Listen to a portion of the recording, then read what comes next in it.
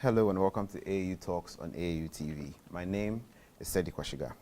Today we are in Khartoum, the capital of the Republic of the Sudan, and today we are discussing biomedical research and its importance to health and community development.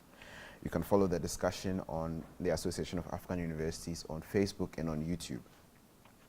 Before we move further and introduce our guests, we'll take a short break, and when we come back, I'll introduce the director of the Institute of Endemic Diseases at the University of Khartoum, and he would give us some insight into the topic that we are discussing today. Please stay tuned.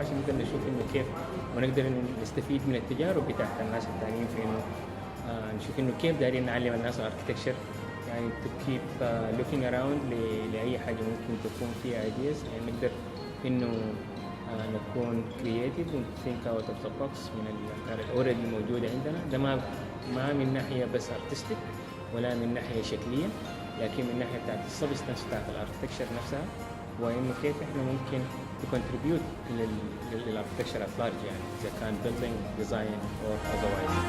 بالنسبه لدور المعماري في الحياه من غير معماري، انا ما بعتقد انه كان في حتكون حياه، ما كان حتكون في ايكونز جميله في كل البلدان، سواء كانت دبي سواء كانت نيويورك الى غير ذلك من البلدان اللي فيها ايكونز معماريه كبيره. كنا مصبحين في تسليم، كان الموضوع صعب شديد ومرهق، يعني تصبيح في تصبيح في تصبيح، في النهاية بيكون في النتيجة مثمرة، يعني تصبيح لكن هي بتجيب نتائج حلوة. تنبسط، أهم شيء استمتاع وأنت تتحمل. هي في أغلب الأوقات، هي في أغلب الأوقات. يوم تكمل المشكلة، يعني هي حاجة مهما اشتغلت فيها ما خلصت بالنهاية. يعني ممكن تقول إنه خلاص أشتغل وأخلص وخلاص، يعني أخلصها وأخذتها وأعمل بعد ذاك حاجة دي، تدري إنه هي ما حتخلص. معمار، لما انت سألني معمار بالنسبة لي شنو؟ زي ما قلت قبل كده انه دي اكبر حاجة حققتني في حياتي الكبيرة والمهمة حققتني في حياتي، لانه في معمار لقيت طريقة انه انا اعبر عن الرواية، لقيت طريقة انه انا اوصل مفاهيمي والحياة اللي ترسخت جواي بمجهود، سواء كان بتاع الشغل سواء كان بتاع موديل ميكينج سواء كان بأي طريقة، انه انا اقدر اظهر الحاجة دي. انه بالنسبة لي انا بعتقد انه المعمار اسلوب حياة.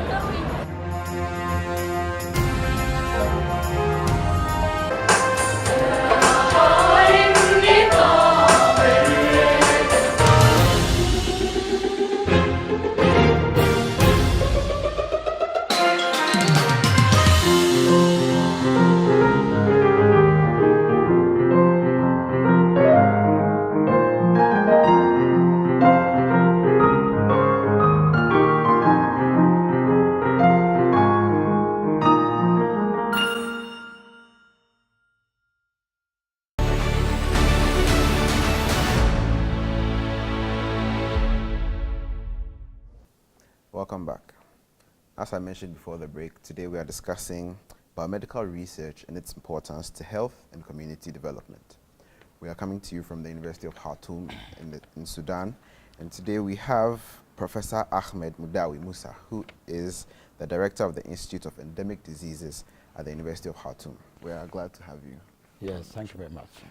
Okay, so could you give us some more details into what exactly it is that you do at the Institute of Endemic Diseases?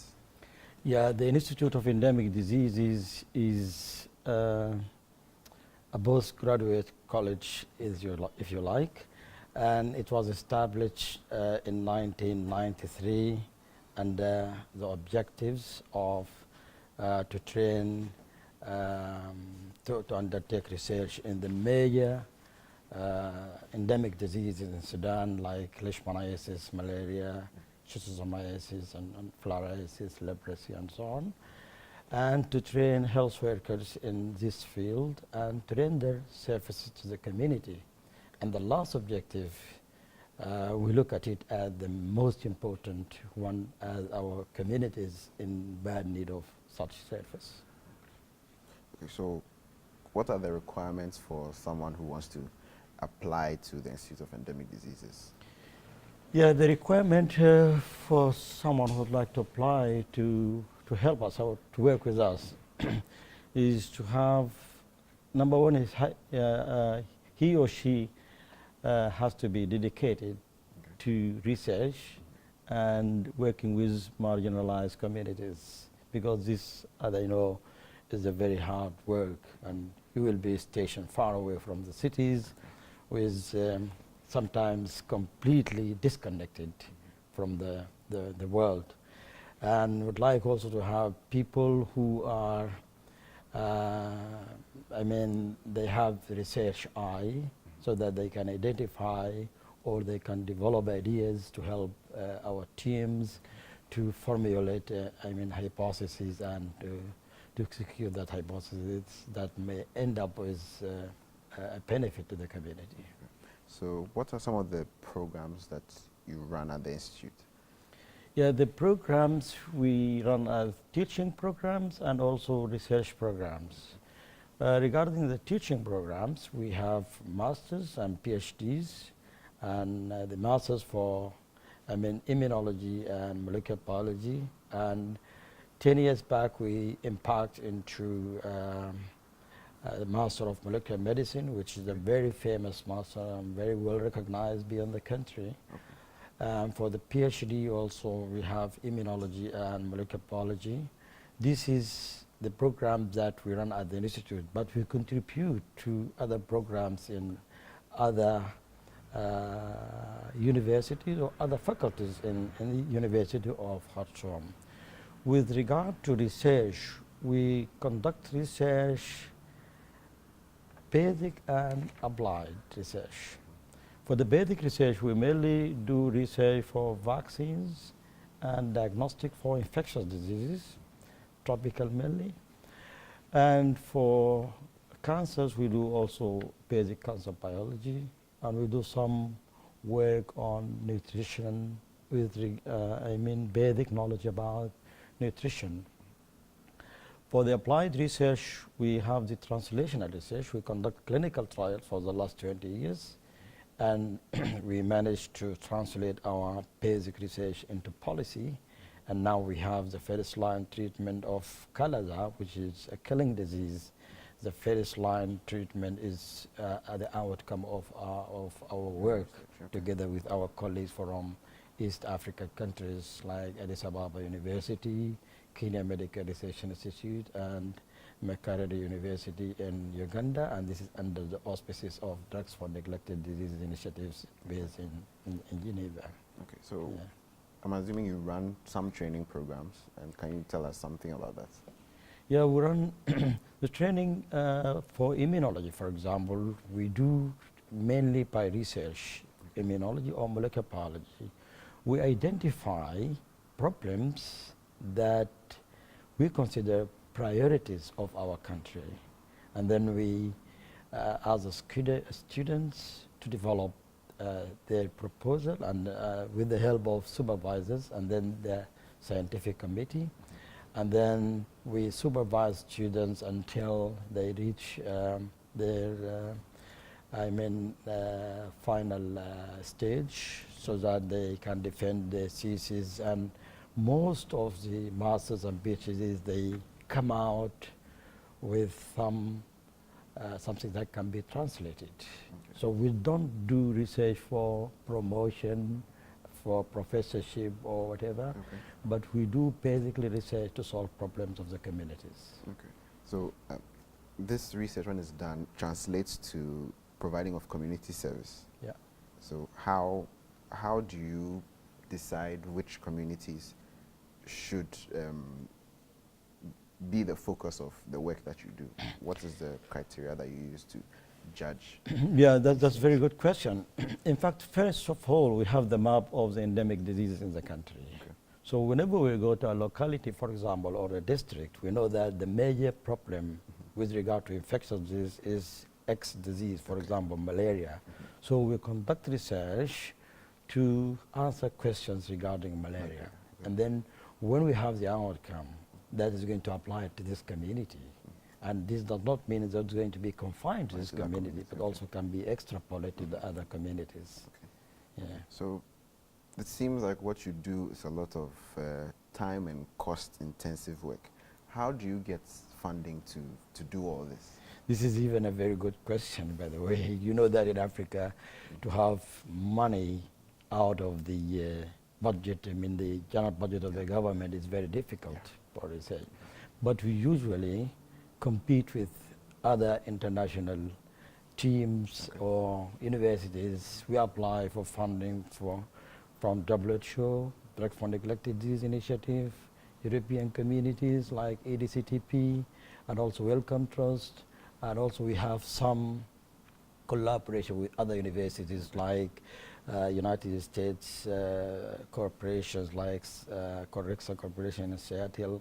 We have also some work with Japanese group and so on. So we develop proposals together with international investigators. Okay. Like recently we are leading a big project that is going to end up that is going to continue for 15 years. Okay. And this is mainly for vaccine development for visceral leishmaniasis, whether preventive vaccine or therapeutic vaccine. And this, we impact on this or into this protocol when we made it very clear that we want to get to work together, and we met with the investigators from York University, led by Professor Paul Kay, and then we developed the proposal and we submitted to the Wellcome Trust. We got the funding, and then we also applied for funding from ADCTB for another project related to the vaccine studies and so on. So we compete with international universities for funding. We have local component from the Ministry of Higher Education and Scientific Research, but as you know that the money we get from the Ministry of Higher Education and Scientific is not that big money to conduct a clinical trial, for example, because the clinical trial is a huge undertaking and it needs a lot of money and logistics and so on. Okay. So, but we should not ignore the local component, because without this local component, nobody will help you as funding agency from outside. Okay. So since, like you mentioned, conducting clinical trials are very cost intensive. So if the government is not able to help during that stage, is it possible to involve them after that stage, possibly in terms of when you finish the trials and you see that the vaccine that you've developed works, can they probably step in and give you some money to probably produce those vaccines, which would then go to these communities that need it, which would lead to healthier citizens, which would further the development agenda? Yeah, thank you very much. In fact, we involved them from the beginning.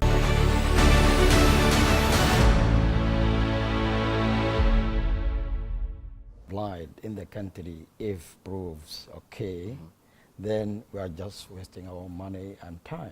So we have to, we usually involve them from the beginning. Okay. We submit protocols to the Ministry of Health and also to the National Medicines and Poisons Board. And these are the two boards that they govern research leading to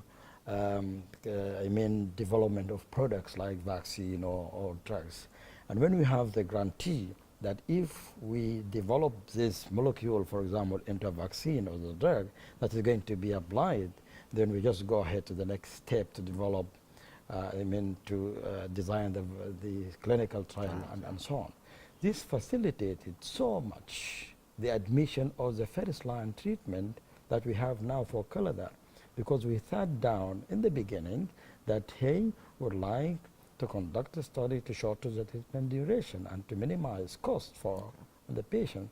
And then we are going to use sodium stibogluconate and bromycin as orphan drugs, but when combining them, there are a lot of benefits, a lot of advantages.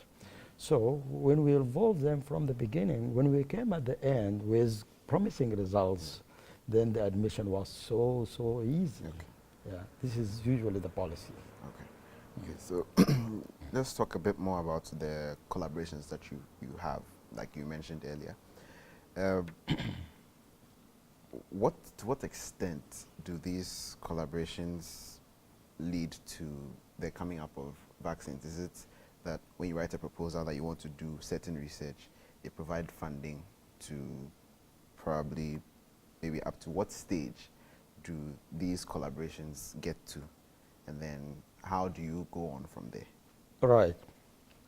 So whenever we think about vaccine development, we usually think about the whole package of the clinical trial, that from phase 1 up to both marketing surveillance, which is phase 4. Okay. So we don't accept to have just phase 1 and leave it, Okay. because that means we're just beginning something, and before it matures, then nobody's going to take it further. So we usually agree on the collaboration. This is phase 1, we have money for that. If we succeed to have promising results from phase 1, then we have to have a secured funding for phase 2 and so on. Okay. Not only that, but even if phase 1 is not promising, we usually sit down to see if we can modify the molecule itself. Okay. And do again phase 1 1, with a modified molecule. Okay. And so on. And one of the important benefits of having this collaboration, usually we build capacity at the Institute of Endemic Diseases, like train people at the sandwich program here and there, for example, in the north and in the south. And also we procure some machines to help us later on. So because you cannot only depend on funding forever, you have to have your capacity. Then when you apply to the Ministry of Higher Education and Scientific Research, then the amount of money you require will be less than if you don't have these machines. So yeah. With these collaborations, do you have staff and student exchanges with other research institutes? Yes.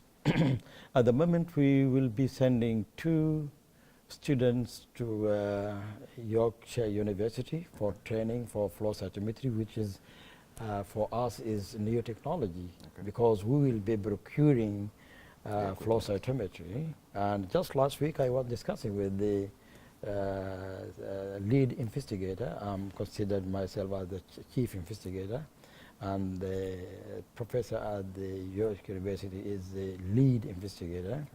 So we were discussing the brands and the costing of the flow cytometry. So we have all the plan for purchasing the machine, training the people, surfacing, and all these things.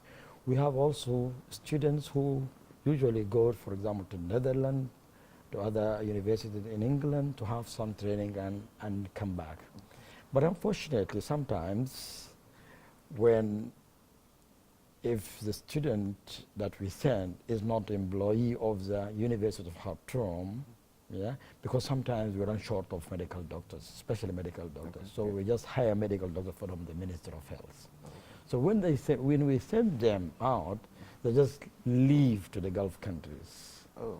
Yeah, So and this is the we don't know what to do for them. We cannot just take them back by force, because they have better options. They are outside the country. So this is the main problem, and we are looking forward, working every day and night, trying to see how we can retain our staff or other Sudanese nationals in the country. I think one of the solutions is to have the machines and to have good salaries from these projects so that we can retain them. Okay, so let's talk about the application of the research findings. Yeah. after you've done your research and you've come up with your vaccines, Yep. are these vaccines not so expensive that even people who live in remote places can get access to them? How's the situation like? Yeah. Usually, we started vaccine studies with WHO. Okay. And you know that WHO, when we develop a vaccine or a drug, they just provide it for free.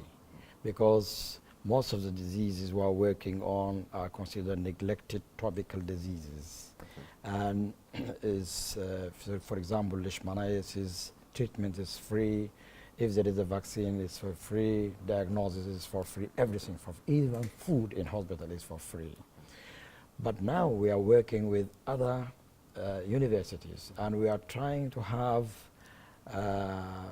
the vaccine at a lower price so that the government can procure for the poor people. Okay. And would like to have it like the 6 immunizable diseases that is going to be offered to children for free. And this usually takes place, I mean the discussion takes place in the beginning, that we cannot come with an expensive vaccine that even the government cannot afford. Okay. Then this is not the criteria of developing such a molecule into a vaccine. Okay. So affordability is very important. Number 2, accessibility is very important. And accessibility is with regard to logistics. We don't like to have a complicated vaccine that can be given, for example,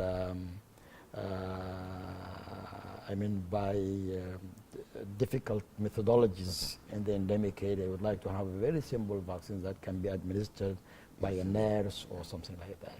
So we always put all these things in our mind when we come to discuss a vaccine or a drug development. You mentioned neglected tropical diseases. What makes a disease neglected? Yeah, this is a good question. We have like 22 neglected tropical disease defined by WHO. By neglected tropical disease, there is no specified fund by the WHO. Okay. For example, malaria is in Africa, yeah? But it's not a neglected disease because the Global Fund is giving a lot of money for malaria research and treatment. HIV is not a neglected disease, although it is in Africa. TB is not a neglected disease. But for Caladar, schistosomiasis, mycetoma, all these diseases are neglected. And by neglected, that means there is no specified funds from the WHO. So this is why we are now developing, every day we are adding another, I mean a disease to the list of the WHO. We started with 17 and now we have 22 neglected tropical disease. And I can tell you that we have, in Sudan, we have like more than 10 neglected tropical diseases. Okay, so we have full list of, I mean a large list of neglected tropical disease that needs to be worked on. And unfortunately, most of the neglected disease affects the poor people, that they are mostly illiterate. They don't have, I mean, fixed income. They just depend on farming, which is mostly seasonal. It depends on the rain, sometimes no rain. They live sometimes very hard life. And they lose their children because they don't have the money to go to the hospital to report early. And if they have money, they just try other herbal medicines before they report to the hospital. And by the time they go to the hospital, the patient is it's too late.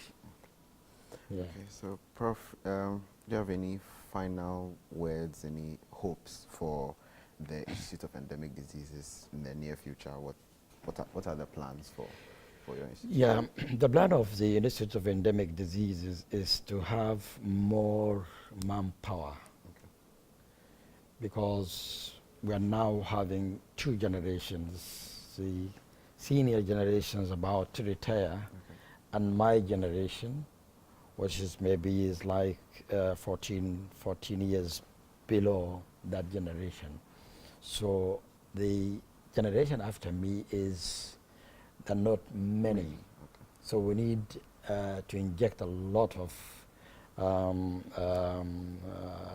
manpower, and also would like to specify a good amount of money from the country for conducting such research in tropical diseases. Not only that, but also I'd like to ask the media to concentrate on neglected tropical diseases.